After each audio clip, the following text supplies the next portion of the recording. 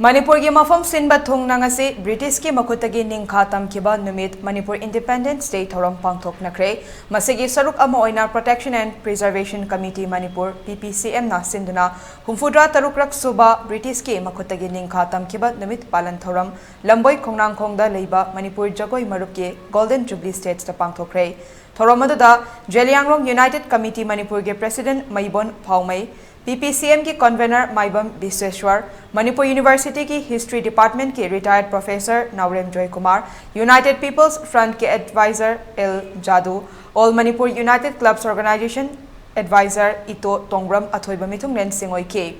तोंगान मफमदगी लाकपा मियोय कयासु सरुक याखे थोरम अदुगी सरुक अमोइना इबदौ पाखंगबा येकपा फिराल चिंखतखे लोइनेना हौजेक थोकलिबा इरांग असिगा मरी लेनेना लेखिद्रबा अथौबा सिंगी मफमदा इकाई खुमनबा उत्तुना मिनिट अनि तुमिना लेपखे थोरम अदुगी वांगांगनदुना PPCM की convener Maibam विश्वेश्वरना फोंदोरकपदा ngasi mak pangthokliba British ki Makhuttagi ning tamba numit ki thoram asi firal chinkhatparomda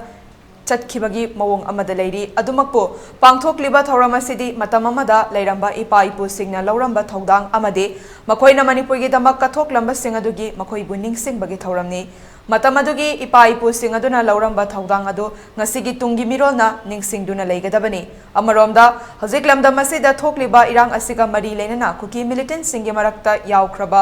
MLA सिंग असिगे मथक्ता लैंगाक अमदी इरांग असिगे लुचिंगलिबा committee सिंग असिना करिगे मखोइगे मथक्ता वाफम अमता थमदबनो मणिपुर सरुक अहुम थोकना खाइदोकनबा वाफम थमखिबा MLA अदुगी मथक्ता लैंगाकना एक्शन लौखतबा सिना सेंटरना चुमलबोय खंदुना अहुम थोकना खाइदोकख्रबदी कनागी मांगजबनो हाइबा वाफम सु फोंदोके कुकी टेरोरिस्ट कांगबुगी मरक्ता यावरबा MLA अमना अखोई लगी लेबाक असे अहुम थोंना खाइदोओ हाइबसे सिदा ngasi फावबदा अखोइगी चेनबिरिबा CSOसिंग अमदि लैंगाकी मियोइसिंगना वाहि अमता हाइदबसे अहुम मसे मपानदा लेरिबा मियोइसिंग अमदि सेंटरगी मियोइसिंगसिना अदुम यारबरा हाइना खंदना वाखलोलनसे लेरमदना करिगुंबा अहुम मसे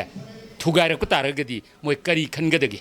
अदुना मरम ओइदुना हाइरिबसिंग असे मतम चाना अखोइ रिएक्ट तहुबा मथौ ताबनी हाइबदो खंजरकांदुदा अखोइगिदी इरमदम काइबा यारोय इरमदम असिदगी करिगुंबा लैंगाकना मचेलमा भावबा अखोइ पिथोकपा यारोय अदुना मपानदगी लाइबा कुकी टेरोरिस्टसिंग असे तानथोकिगदौनी मखोय असे मसाना हाइरिबा वाहे अदुना मोइसे